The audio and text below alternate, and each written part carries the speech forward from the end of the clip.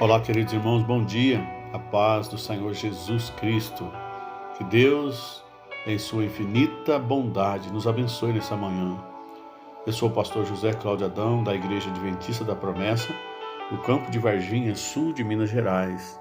Quero te convidar mais uma vez para juntos meditarmos a palavra do Senhor. O tema nosso de hoje é Sem Pecado. O texto de Isaías 53, verso 9, diz o seguinte: Eles o sepultaram com os maus e o jogaram num túmulo com os ricos, embora nunca tivesse feito mal a ninguém ou dito uma palavra que não fosse verdadeira.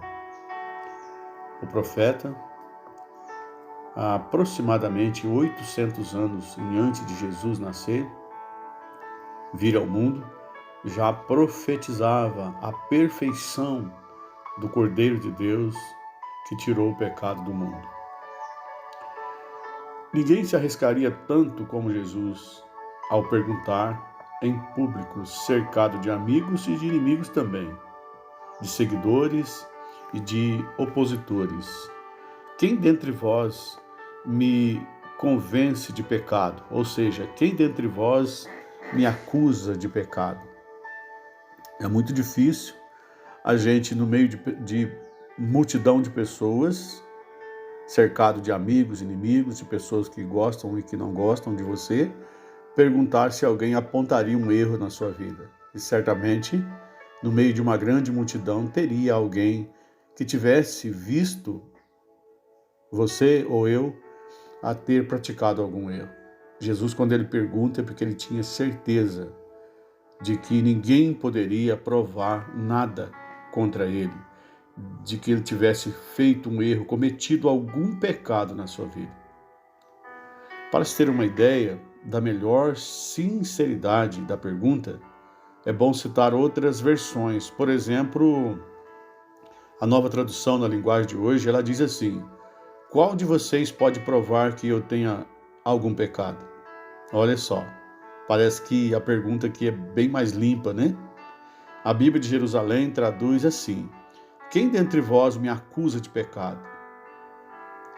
E a parafrase, a Bíblia Viva, é muito mais enfática. Olha como que ela traduz este texto da palavra.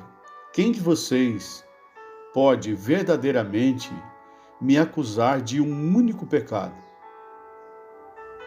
E ele estava cercado de uma grande multidão. O desafio para ele, para as pessoas, era muito grande, mas Jesus sabia quem ele era. E ele sabia que ali ninguém poderia provar nada contra ele. O desafio de Jesus ficou sem resposta, meus irmãos. Ninguém se lembrou de algum deslize, de algum erro, de alguma transgressão da parte dele. Ninguém o acusou de nada. Todo mundo ficou em silêncio.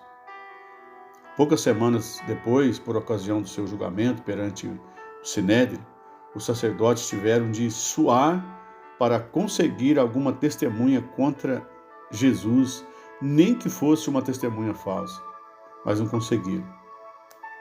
Os que por fim apareceram não foram aceitos. O próprio Pilato diz que o testemunho era muito incoerente, que não tinha como condenar Jesus por aquilo que eles estavam dizendo, porque eles sabiam que eram coisas da mente, coisas que as pessoas estavam inventando. É preciso lembrar que quando Jesus disse a propósito do apedrejamento da mulher adúltera, aquele que dentre vós estiver sem pecado, foi o que ele falou lá, né? Seja o primeiro que lhes atire pedra. E aí a gente vê as pessoas se retirando. Todos, a começar pelos mais velhos até os mais novos, todos saíram da presença de Jesus e da mulher, porque todos ali tinham pecado. Está lá no capítulo 8 de João, a partir do verso 1. O único que não abandonou o local foi o próprio Jesus. É porque ele não tinha pecado. Que coisa maravilhosa, irmãos. Coisa tremenda saber que o Cordeiro de Deus que tirou o pecado do mundo, como o próprio João Batista diz lá em Mateus 3, era perfeito.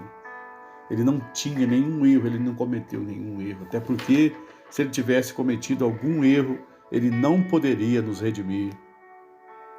Amados e muito queridos irmãos, no tempo em que Jesus esteve aqui na terra, exercendo o seu ministério pessoal, tentavam acusar ele de muitas coisas, mas nunca, nem ninguém, conseguiram provar nada contra ele. Inclusive, no julgamento, o próprio Pilato, ele pergunta: vocês querem acusar esse homem do quê, se ele não cometeu nenhum erro? E olha que Pilato não era amigo de Jesus, muito pelo contrário, Pilato era contra Jesus. E ele não viu sequer um erro, um deslize, um pecado, alguma injúria que Cristo tivesse feito para o condenar. Muitos tentaram. E por incrível que pareça, muitos até hoje tentam encontrar um erro, um pecado em Jesus.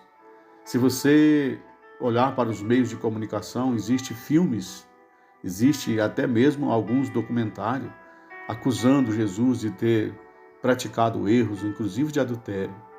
Mas a Bíblia diz que o nosso Cristo, a palavra de Deus, diz que o nosso Cristo morreu sem pecado. Jesus morreu por causa dos meus, dos seus, dos nossos pecados, não pelo seu próprio pecado. Tanto que ele morreu, ressuscitou o terceiro dia e já foi para os céus. Se ele tivesse cometido algum pecado, ele ainda estaria, os seus ossos ainda estariam em nosso meio. Mas a Bíblia diz que Cristo está no céu e ele intercede por nós. Ele é o Cordeiro de Deus que tirou o pecado do mundo, sem cometer sequer um erro, um pecado em sua vida.